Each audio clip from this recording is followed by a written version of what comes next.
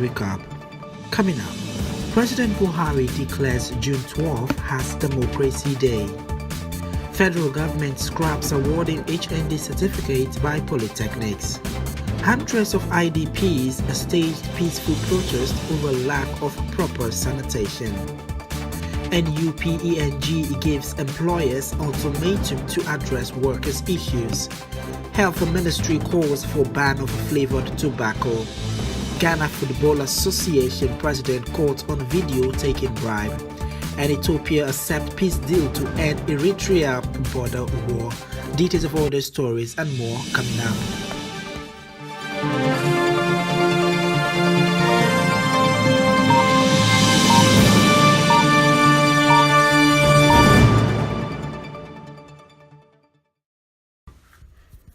President Muhammadu Buhari has announced that henceforth June 12 will be celebrated as the Democracy Day in the nation.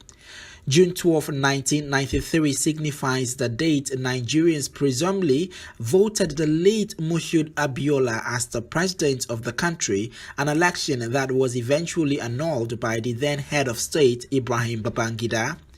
The president also announced that the late MKO Abiola will be posthumously awarded the country's highest honor, the Grand Commander of the Order of the Federal Republic GCFR. A commemoration and investiture of the date as the new Democracy Day will be placed on Tuesday, June 12, and will then replace May 29 as the official Democracy Day. The Nigerian government has scrapped award of HND certificates by polytechnics. The decision was reached at the Federal Executive Council (FEC) on Wednesday, where the approval of the comprehensive reform of Nigeria's tertiary education system was made. In effect, the award of HND will be limited to only the students currently admitted for the programs.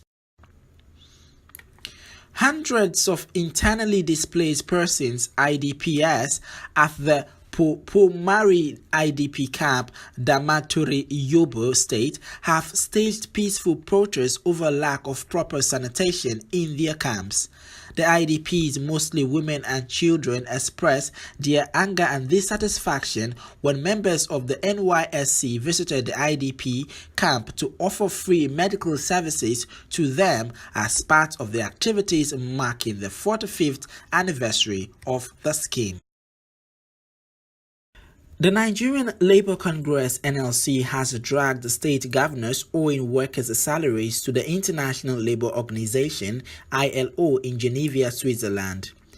NLC President Ayuba Waba presented a petition against the governors at the ongoing 107th International Labour Conference (ILC) in Geneva, Switzerland, while speaking on issues affecting Nigerian workers. According to him, the complaint has been lodged and it will be taken up by the Committee on Application of Standard, where the issue will be referred. The Minister of Health, Professor Isaac Adewale, on Monday called on the police and other government agencies to enforce the ban of flavored tobacco products, including shisha. Adewale said that at a press conference in Abuja on Monday to mark the 2018 World No Tobacco Day. The minister stressed that most of the flavored tobacco taken were targeted at youth and were as dangerous as cigarettes. An incriminating documentary showing Ghana Football Association president and other executives of Ghana Football Association taking bribes has been released by BBC. In the video, Ghana FA President Kwesi Nyantakyi is seen suggesting lucrative deals to undercover journalists posing as investors. He asked them to pay him $11 million to help grease the palms of key government officials to secure contracts. Other Ghana FA executives were also filmed accepting bribes, including players' selection for various national teams, an AFP correspondent said. 15 referees were also caught on camera accepting $100 to rig Ghana Premier League matches, while other assistants were given $50. The explosive documentary titled Number 12 was shown Wednesday at a preview attended by diplomats and politicians in Accra, Ghana. The documentary is a result of 2 years' work by an undercover investigative journalist, Anas Aremeyaw Anas, who is also known for previously exposing graft in Ghana's judiciary. The Ghana Football Association has, however, been dissolved by the president of the country, Nana Addo Dankwa Akufo-Addo. Ethiopia's governing coalition has announced it will fully accept and implement the peace deal that ended its borders war with Eritrea.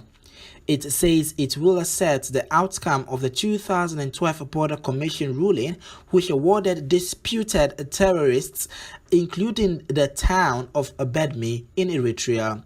This will end a dispute with Eritrea that sparked Africa's deadliest border war in 1998. Tens of thousands of people were killed in 2 years of fighting. The two sides have remained on a war footing as Ethiopia had, until now, refused to accept the ruling of the Border Commission, which was set up as part of a peace deal. Now that's all we have for you on this week's TBC Weekly Recap, as read by Kelvin Funkeye.